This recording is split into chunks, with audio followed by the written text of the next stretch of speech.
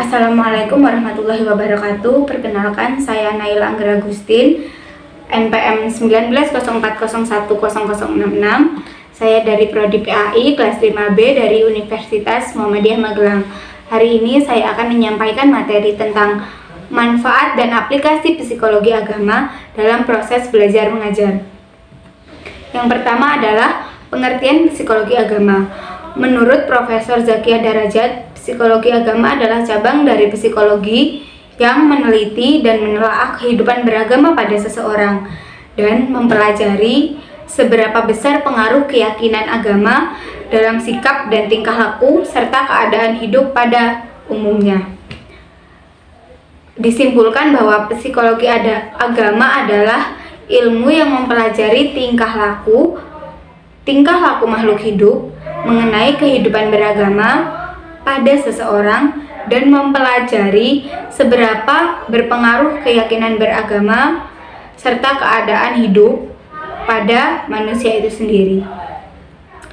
Nomor 2 atau yang kedua, proses belajar mengajar. Nabi Muhammad SAW bersabda, "Thalabul ilmi faridotun ala kulli muslim," yang artinya menuntut ilmu adalah wajib bagi setiap muslim dan muslimat. Orang yang bergerak dalam bidang pendidikan dan pelatihan, istilahnya adalah proses belajar mengajar atau kegiatan belajar mengajar. Dari kedua istilah tersebut, kita lihat adanya istilah belajar dan mengajar. Keduanya seolah-olah tidak terpisahkan. Keduanya selalu berdampingan. Ada anggapan bahwa kalau ada proses belajar, tentulah ada proses mengajar.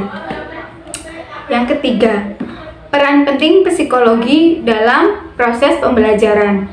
Poin pertama yaitu memahami siswa sebagai pelajar, meliputi perkembangannya, kemampuannya, kecerdasannya, motivasinya, minat, fisik, pengalaman, kepribadian, bahkan yang lainnya.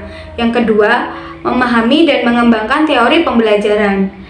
Yang poin ketiga, memahami prinsip-prinsip kepribadian dan profesi guru.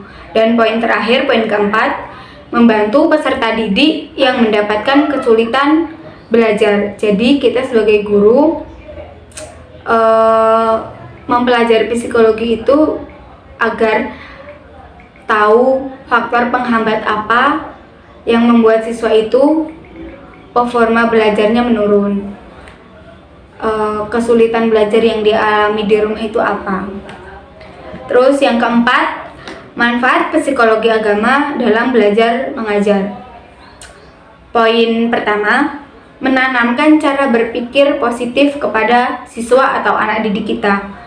Poin kedua, menanamkan kecerdasan kreatif pada anak. Jadi anak mempunyai kekreatifan untuk membuat peta konsep, untuk membuat PowerPoint, dan yang lainnya. Poin yang ketiga, menanamkan kecerdasan emosional pada anak, agar anak tidak terbawa pada perasaan kalau sedang bercanda dengan teman-temannya. Yang poin keempat, membangun kecerdasan spiritual pada anak. Kecerdasan spiritual ini meliputi keagamaan, kedekatan anak tersebut kepada Sang Pencipta yaitu Allah Subhanahu wa Ta'ala, bagaimana mereka sholat tepat waktu, puasa di bulan Ramadan. Untuk siswa putri, kalau mengganti puasa Ramadan di hari Senin Kamis, atau bisa menjalankan ibadah sholat duha. Yang kelima yang akan kita bahas, aplikasi psikologi agama dalam belajar mengajar. Seseorang yang bernama Mortensen membagi fungsi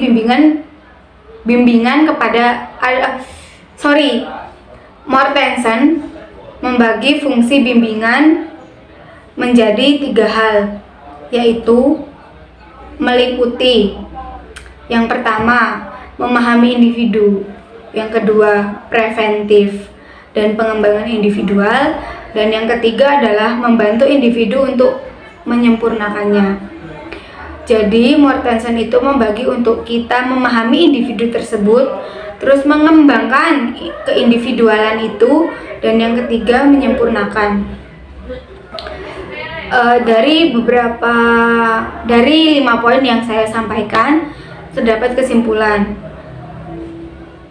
Dari pembahasan di atas, maka dapat disimpulkan bahwa pengertian psikologi agama adalah ilmu yang mempelajari tingkah laku makhluk hidup mengenai kehidupan beragama pada seseorang dan mempelajari seberapa besar pengaruh keyakinan beragama serta keadaan hidup pada umumnya. Manfaat-manfaat psikologi agama khususnya dalam proses belajar mengajar, di antaranya adalah yang pertama, menanamkan cara berpikir positif terhadap anak, menanamkan kecerdasan kreatif, menanamkan kecerdasan emosional, membangun kecerdasan spiritual, dan sebagainya. Sekian presentasi dari saya. Hanya itu yang dapat saya sampaikan. Wabillahi taufiq wal hidayah. Wassalamualaikum warahmatullahi wabarakatuh.